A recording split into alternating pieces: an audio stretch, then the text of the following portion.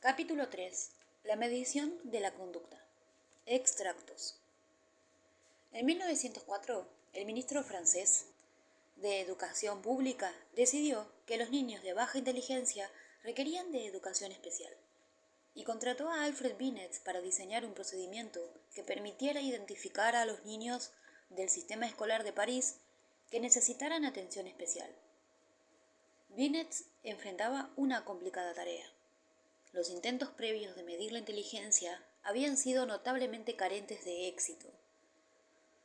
En las etapas tempranas de su carrera, Binet había experimentado con la craniometría, la cual consistía en la estimación de la inteligencia, así como las características de la personalidad, a partir del tamaño y forma de las cabezas de las personas. La craniometría era una práctica aceptada en la época, pero Binet era escéptico acerca de su utilidad en la medición de la inteligencia. Otros investigadores habían intentado usar otros aspectos, como los rasgos faciales, pero esos intentos también fueron fallidos. Otros habían utilizado tests de tiempos de reacción bajo el supuesto de las personas más inteligentes bajo el supuesto que las personas más inteligentes mostrarían tiempos de reacción más rápidos que las personas menos inteligentes. Sin embargo, la evidencia de un nexo entre la inteligencia y el tiempo de reacción también era débil. Binet rechazó los métodos previos y emprendió el diseño de una nueva aproximación a la medida de la inteligencia. La técnica diseñada por Binet incluía una serie de tareas cortas, por ejemplo, nombrar objetos, responder preguntas de sentido común e interpretar imágenes, que utilizaban procesos cognitivos básicos como la comprensión y el razonamiento. Por ejemplo, se solicitaría a los niños que nombraran objetos, que respondieran preguntas de sentido común e interpretaran imágenes. Binet publicó la primera versión de su test de inteligencia en 1905, en colaboración con uno de sus estudiantes, Teodoro Simon. Toda investigación conductual involucra la medición de alguna respuesta conductual, cognitiva o emocional o fisiológica. No resultaría concebible llevar adelante una investigación en psicología sin que estuviera involucrada una medición de alguna clase. El éxito de una investigación particular dependerá en buena parte de la calidad de las mediciones efectuadas. Las medidas deficientes de algún respecto pueden distorsionar los datos y conducir a conclusiones erróneas acerca de los resultados de la investigación. Debido a que la medición es tan importante para los procesos de investigación, una especialidad entera, denominada psicometría, está dedicada al estudio de la medición psicológica.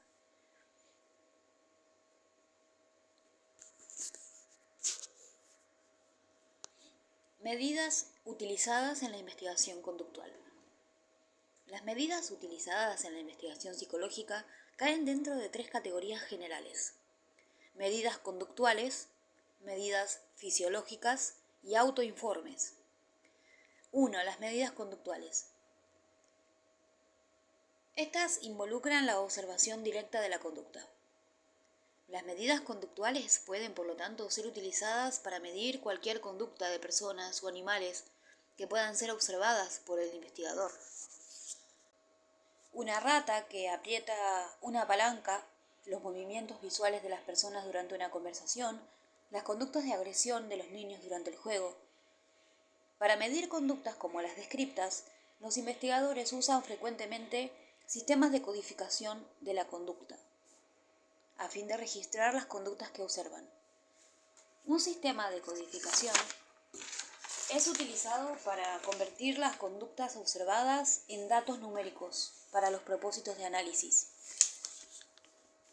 En un sistema de codificación muy simple, un investigador puede simplemente contar el número de veces que se ejecuta una determinada conducta, o medir la duración de ciertas conductas.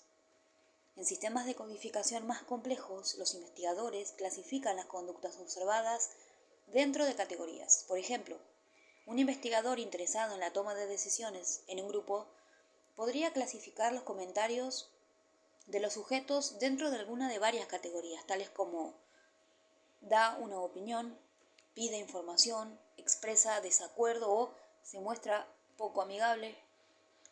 Ocasionalmente, los investigadores recurren a informantes calificados, aquellas personas que conocen bien a los sujetos, para observar y registrar las conductas. Típicamente, tales informantes juegan un rol significativo en la vida de los sujetos, tales como buenos amigos, padres, parejas, compañeros de trabajo o maestros. Debido a que la conducta a menudo se torna no natural cuando los sujetos saben que están siendo observados, los investigadores recurren a menudo a medidas indirectas de la conducta, más que a la observación directa. Por ejemplo, a causa de la preocupación de que las personas mintieran acerca de cuánto alcohol ingerían, en una investigación se contó el número de botellas vacías de bebidas alcohólicas que se hallaban en la basura de un vecindario, en vez de solicitar directamente a los residentes que informaran sobre el consumo del alcohol. Estas son medidas no intrusivas, las cuales pueden ser muy útiles cuando la observación directa conduciría a conductas no naturales por parte de los sujetos.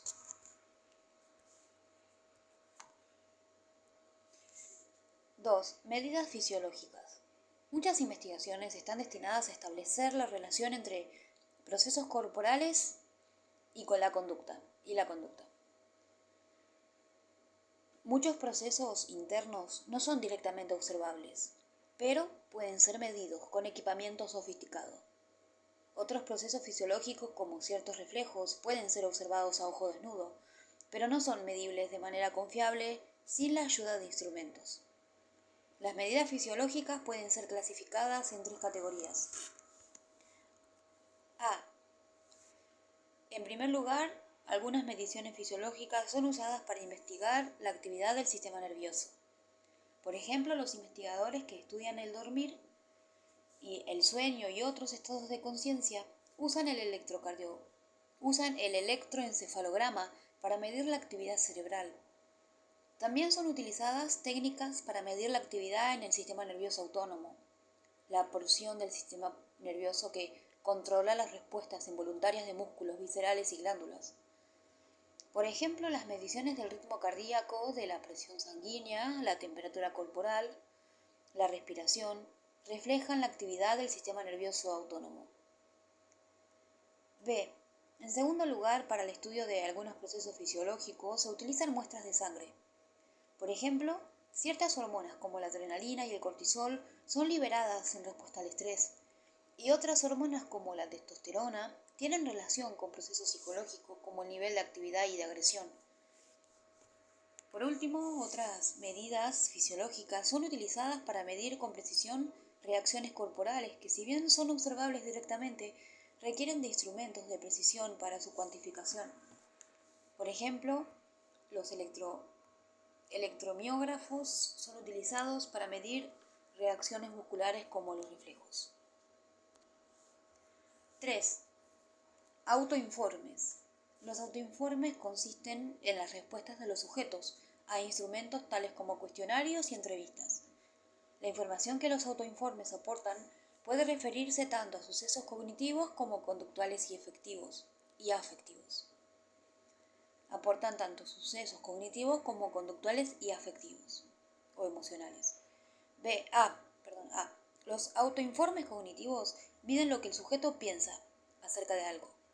Por ejemplo, un psicólogo del desarrollo puede preguntar a un niño cuál de 2 trozos de arcilla es mayor. Uno de ellos tiene la forma de una bola y el otro la forma de una salchicha. Los investigadores no siempre pueden confiar en las afirmaciones que los sujetos hacen acerca de lo que piensan. No obstante, las mediciones por medio de autoinformes son el único acceso posible a los pensamientos de las personas. B. Los autoinformes afectivos involucran las respuestas de los sujetos acerca de cómo se sienten.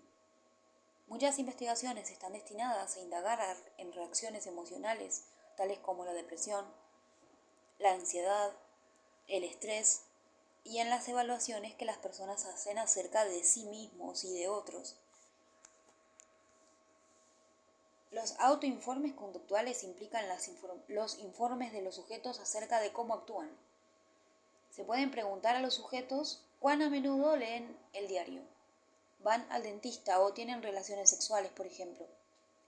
Muchos inventarios de personalidad interrogan a los sujetos acerca de cuán frecuentemente llevan a cabo ciertas conductas. Como otros los otros tipos de autoinformes, los conductuales pueden presentar sesgos. Mientras sea posible, los investigadores prefieren observar directamente la conducta de los sujetos más que descansar en los informes que los propios sujetos proporcionan. No obstante, a menudo los autoinformes son necesarios cuando la observación directa no es posible por razones éticas o prácticas. Escalas de medición. Independientemente de qué tipo de medición sea utilizada, conductual, fisiológica o autoinforme, el objetivo de la medición es asignar números a las respuestas de los sujetos, de forma tal que puedan ser analizados y sintetizados. Sin embargo, al analizar e interpretar los datos, no todos los números pueden ser tratados de la misma forma. Como vamos a ver, algunos de los números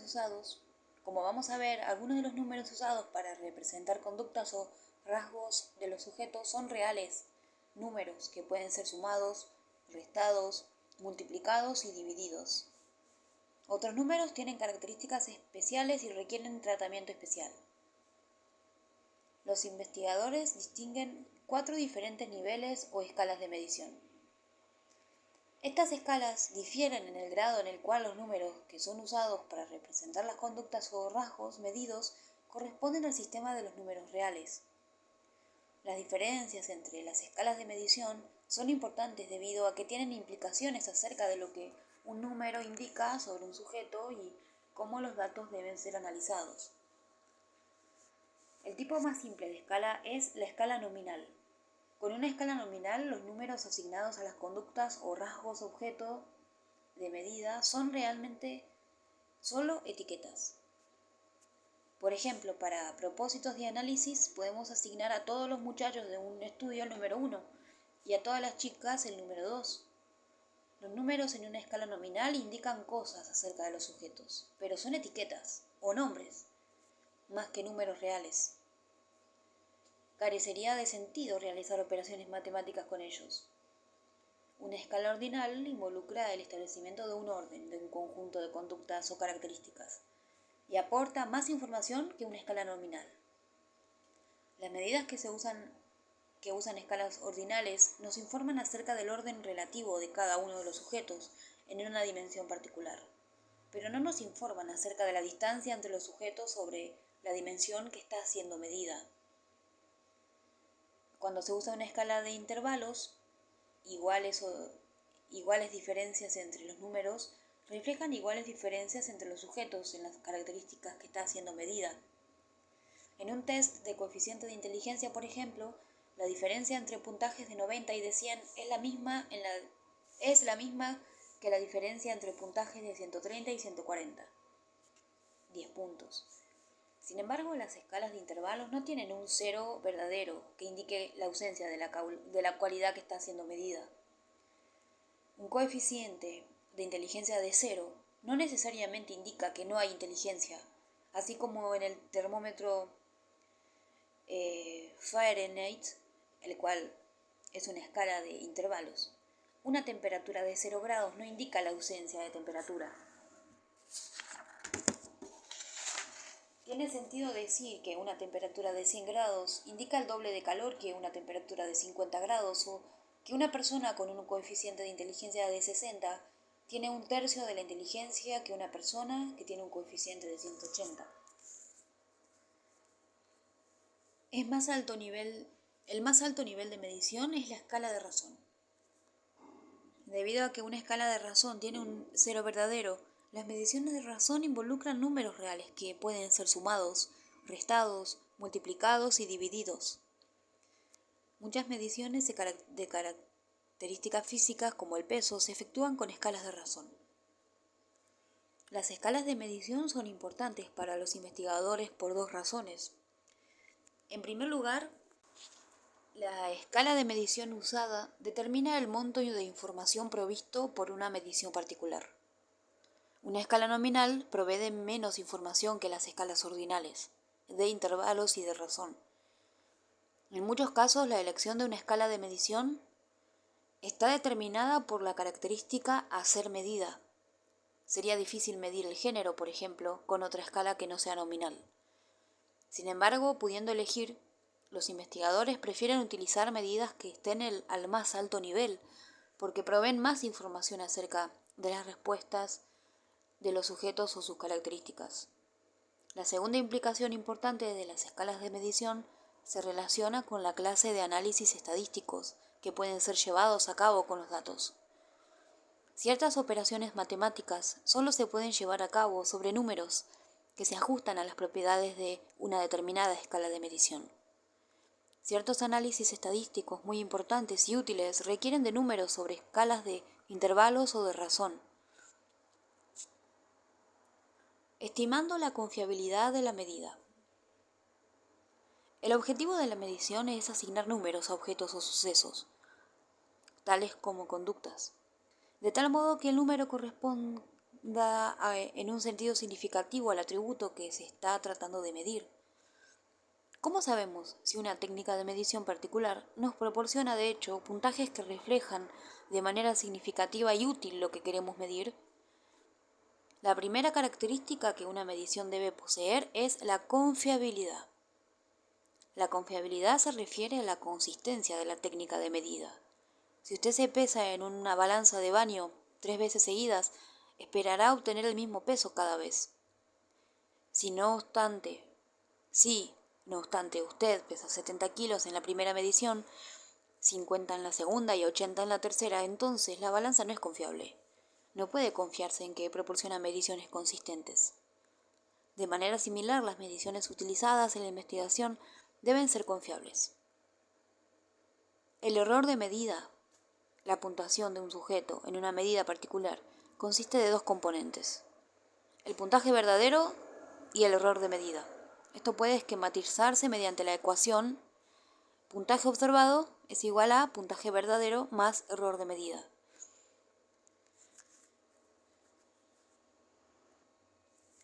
El puntaje verdadero es el puntaje que el sujeto hubiera obtenido si la medición fuese perfecta y el investigador fuese capaz de efectuar la medición sin errores. Sin embargo, las mediciones nunca son perfectas. Virtualmente toda la medición contiene algún error de medida. Si bien muchos factores pueden contribuir al error en la medición, pueden ser clasificados en general en 5 grandes categorías. A. Primero, el error de medida es afectado por estados transitorios del sujeto. Por ejemplo, el humor, el estado de salud, el nivel de fatiga y el nivel de ansiedad de los sujetos pueden contribuir al error de medida. B. Segundo, los atributos estables de los sujetos pueden conducir a errores de medida. Por ejemplo, los sujetos paranoides o suspicaces pueden distorsionar ciertas respuestas, y los sujetos menos inteligentes pueden comprender mal ciertas preguntas. Tanto las características estables como las transitorias pueden llevar a que los puntajes de las mediciones sean mayores o menores de lo que serían los puntajes verdaderos. C. Tercero, factores situacionales. En el contexto de la investigación pueden favorecer los errores de medición. Si el investigador es particularmente amigable, los sujetos pueden esforzarse más. Si el investigador es distante y severo, los sujetos pueden sentirse irritados, intimidados o no motivados. Cuarto, las características de la medición en sí misma pueden crear errores de medida. Por ejemplo, las preguntas formuladas de manera ambigua pueden ser una fuente de error, ya que pueden ser interpretadas en distintas formas. Además, las mediciones que producen fatiga en el sujeto, por ejemplo, tests demasiado largos, también pueden afectar los datos. Por último, los errores al registrar las respuestas de los sujetos pueden arrojar puntajes diferentes a los puntajes verdaderos. Cualquiera que sea la fuente, los errores de medida socavan la confiabilidad de las medidas y pueden conducir a conclusiones erróneas en la investigación. Evaluando la confiabilidad.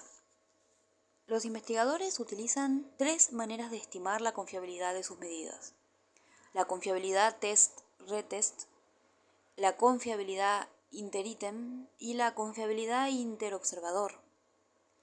Los tres procedimientos están basados en la misma lógica general.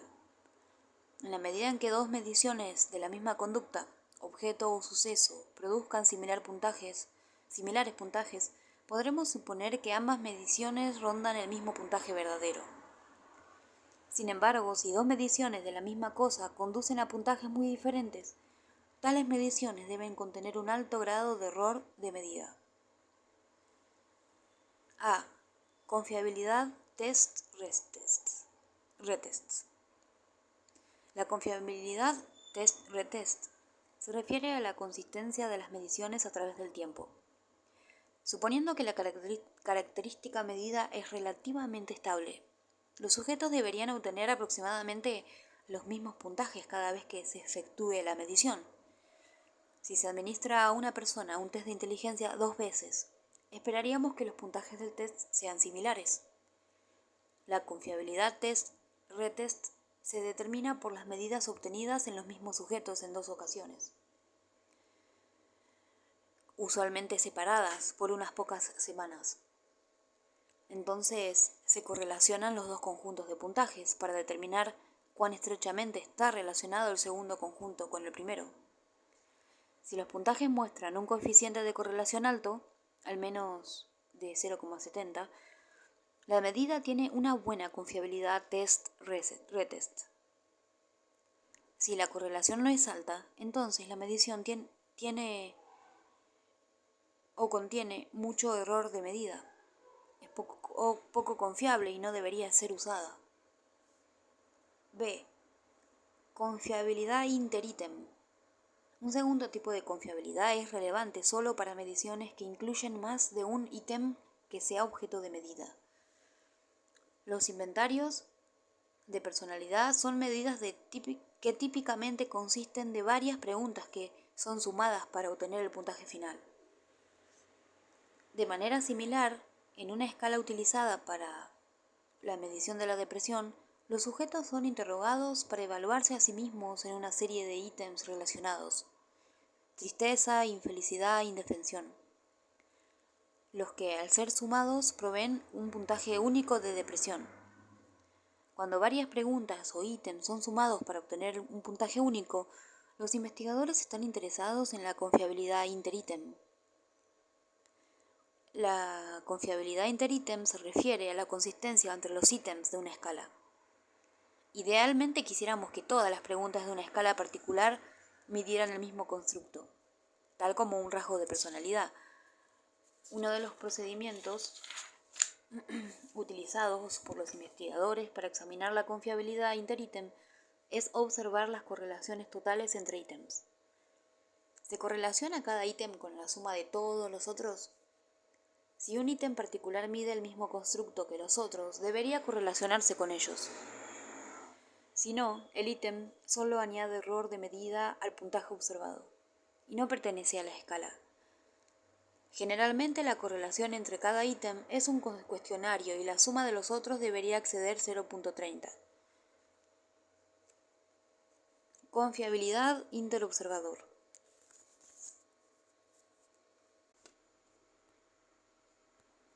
La confiabilidad interobservador se refiere a la consistencia entre dos o más investigadores que observan y registran las mismas conductas de los sujetos. Obviamente, cuando tenemos 2 o más observadores, quisiéramos que fueran consistentes entre ellos. Estimando la validez de la medida. Las medidas utilizadas en la investigación deben ser no solo confiables, sino que también deben ser válidas. La validez se refiere a la medida en la cual un procedimiento de medición realmente mide lo que se intenta que mida, en vez de medir alguna otra cosa. ¿Estamos midiendo lo que pensamos que estamos midiendo? Si un investigador está interesado en los efectos de una nueva droga sobre el desorden obsesivo-compulsivo, la medición de la obsesión-compulsión utilizada debe reflejar las diferencias reales en el grado en el cual los sujetos tienen realmente el desorden. Es imposible observar que una medida puede ser altamente confiable, pero no válida. Por ejemplo, la medición craniométrica que psicólogos tempranos como Binet utilizaron para la determinación de la inteligencia era muy confiable. Sin embargo, sin importar cuán confiables pudieran ser las mediciones del cráneo, no son una medida válida de la inteligencia. Evaluando la validez. Los investigadores frecuentemente se refieren a 3 tipos diferentes de validez: validez aparente, validez de constructo y validez relativa a un criterio. La validez aparente se refiere al grado en el cual una medición parece medir lo que se supone que mide. Más que un procedimiento técnico o estadístico, la validez aparente involucra el juicio del investigador o de los sujetos resultados. Más que un procedimiento técnico o estadístico, la validez aparente involucra el juicio del investigador o de los sujetos reclutados por el investigador. A igualdad de las restantes condiciones, usualmente es mejor tener una medida que tiene validez aparente que una que no la tiene. La primera simplemente genera más confianza para la mayoría de las personas. Si bien la validez aparente es deseable, deben tenerse presentes 3 consideraciones. En primer lugar, que una medida tenga validez aparente no significa necesariamente que sea realmente válida.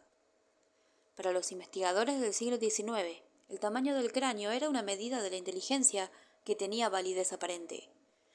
En segundo lugar, hay muchas medidas que carecen de validez aparente que son, de hecho, válidas. Por último, a veces los investigadores quieren desorientar a los sujetos acerca de los propósitos de sus investigaciones. Si consideran que los sujetos dudaran en responder honestamente a cuestiones delicadas, pueden diseñar un instrumento que carezca de validez aparente y por lo tanto oculte los propósitos del estudio. B. Validez de constructo. Muchas investigaciones implican la medición de constructos hipotéticos, esto es, entidades que no pueden ser directamente observadas, sino inferidas sobre la base de cierta evidencia disponible. La ciencia conductual abunda en constructos hipotéticos, tales como la ansiedad, la inteligencia, la atracción, el autoconcepto, la motivación, el aprendizaje, entre muchos otros. Ninguna de estas entidades pueden ser observadas directamente, sino que su existencia es hipotetizada a partir de evidencia indirecta.